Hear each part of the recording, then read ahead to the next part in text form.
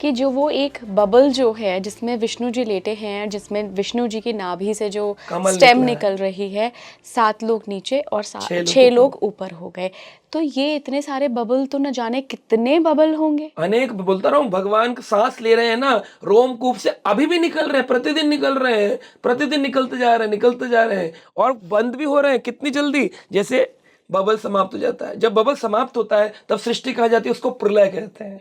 सृष्टि कहा जाती है वापस जहां से निकली थी भगवान के गर्भ के अंदर चली जाती हर बबल में यही है, होता हर है। बबल में ये होता है। और अब बात आती है, तो हो गया दूसरा लेवल, अब थर्ड लेवल। अब जब ये सृष्टि बन गई, 14 लोग आ गए। बोले आपने सूर्य चंद्रमा की बात तो नहीं करी प्रभु जी, आपने मंगल और जुपिटर की बात तो नहीं करी। तो यहां पर 2 प्रकार की सृष्टि, आपने जिस मल्टी डायमेंशनल की बात करी वो मैं बता रहा हूं।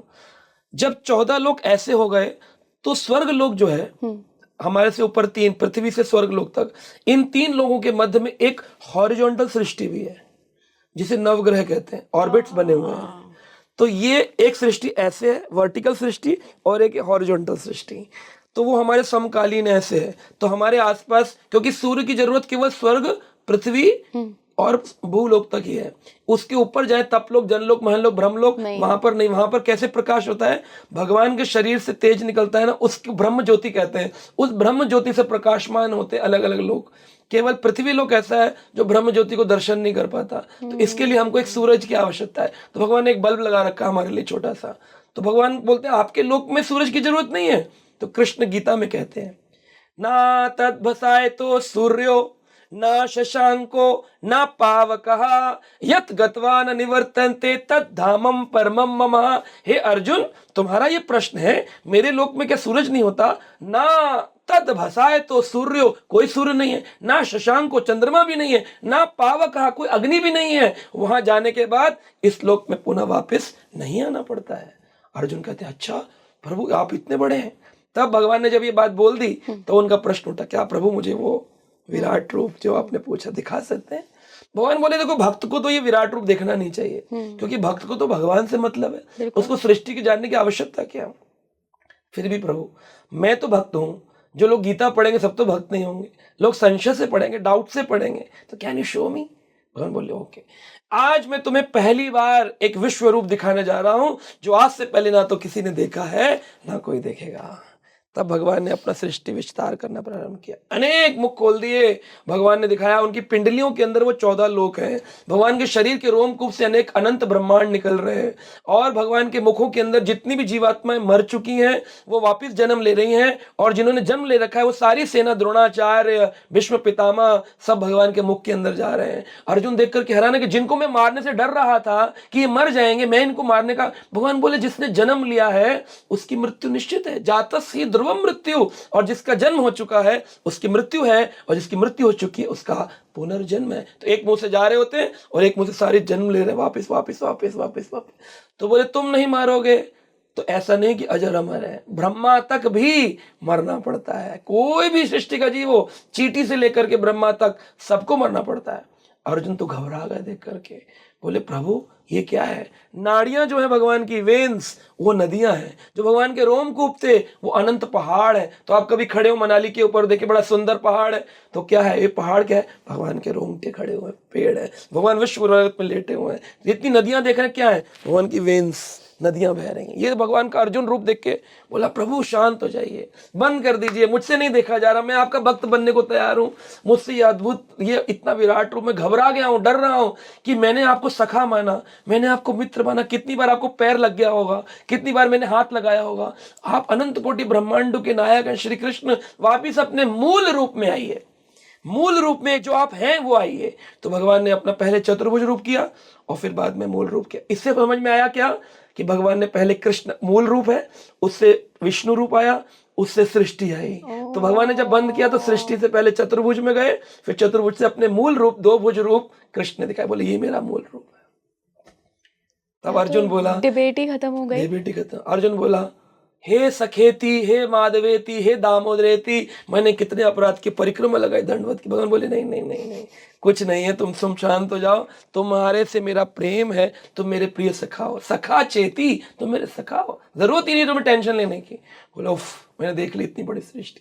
तो भगवान ने बोला जब ये सृष्टि बन गई तो इसमें मैंने जितने जीव बनाए उन जीवों को चलाने के लिए भी तो बोलते हमारे हृदय में परमात्मा बैठा। तो कौन सा परमात्मा? तीसरा परमात्मा भगवान ने बनाया, उसका नाम है शिरोदक्षाई विष्णु। शिरोदक्षाई, शिरोदक्षाई विष्णु। तो पहले थे कर्णोदक्षाई, दूसरे है गर्भोदक्षाई, तीसरे है शिरोदक्षाई विष्णु। शिरोदक्षाई विष्णु हर जीव के हृदय में लगे। जैसे टॉय बनाया ब्रह्मा ने, प्लास्टिक का टॉय बना दिया हमको, स्त्री पुरुष घोड़ा सब बना दी, 84 लाख प्रकार के टॉयज बना दिए, पर मूव नहीं कर रहे। बोले क्या प्रॉब्लम है? ड्यूरा सेल नहीं लगा हुआ। ड्यूरा सेल लगाया तो टक टक टक टक टक टक चलने लगा। तो हमारे अंदर ड्यूरा सेल क्या लगाया? वो शिरोदक्षाई विष्णु आए, उन्होंने गाइड करना शुरू किया। कहते हैं अंदर बैठा परमात्मा गाइड करता है, शिरोदक्षाई गाइड करेंगे और आत्मा हम जो सच्चिदानंद है वो आई। तब दोनों के मिश्रण से आत्मा परमात्मा दोनों बैठे हैं और फिर शरीर ने चलना प्रारंभ किया।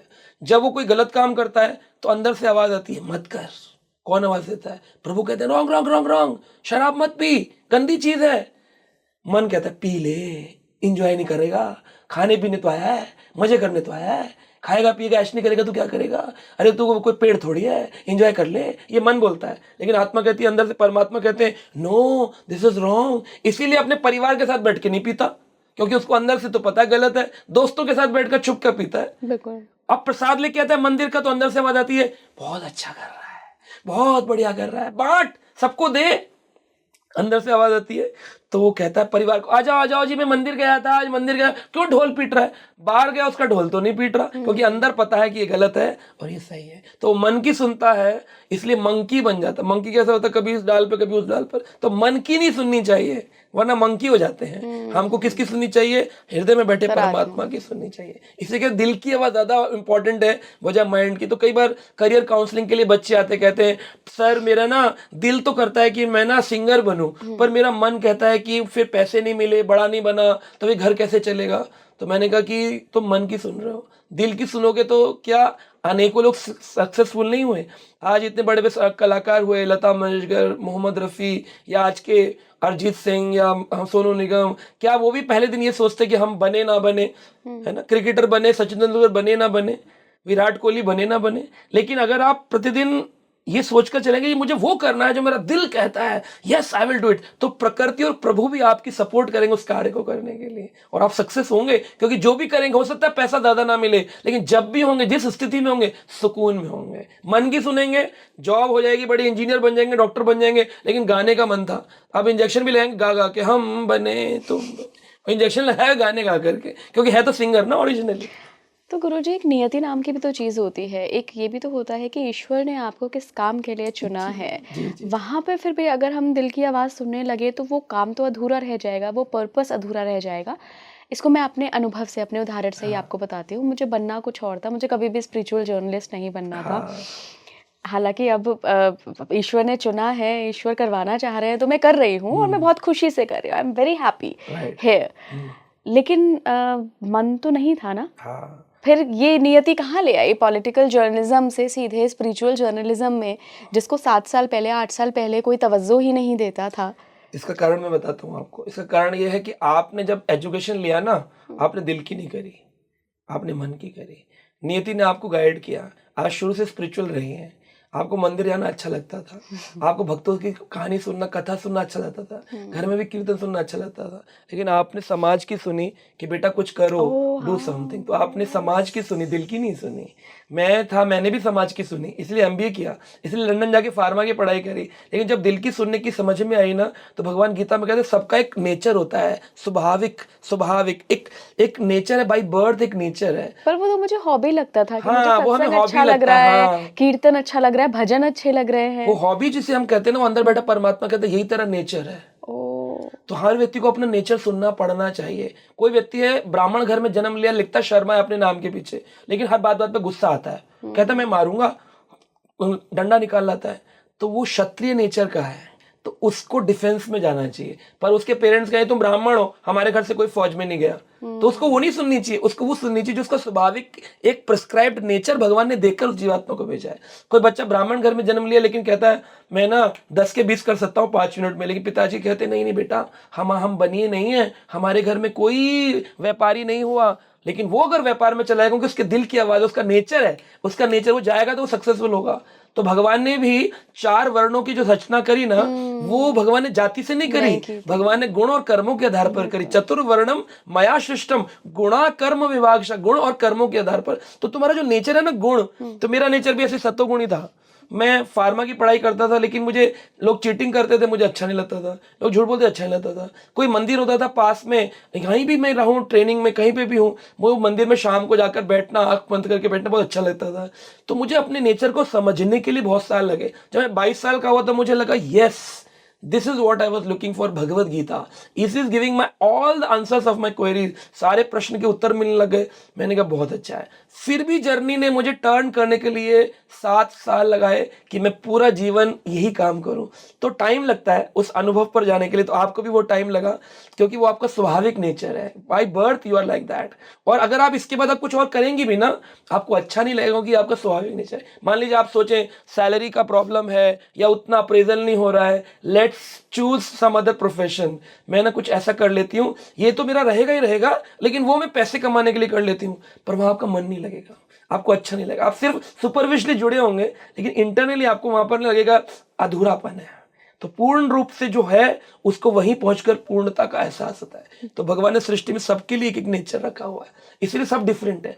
हर आदमी डिफेंस में नहीं जा सकता, हर आदमी मेरी तरह आपकी तरह शास्त्रिक बात नहीं कर सकता, हर आदमी व्यापार नहीं कर सकता।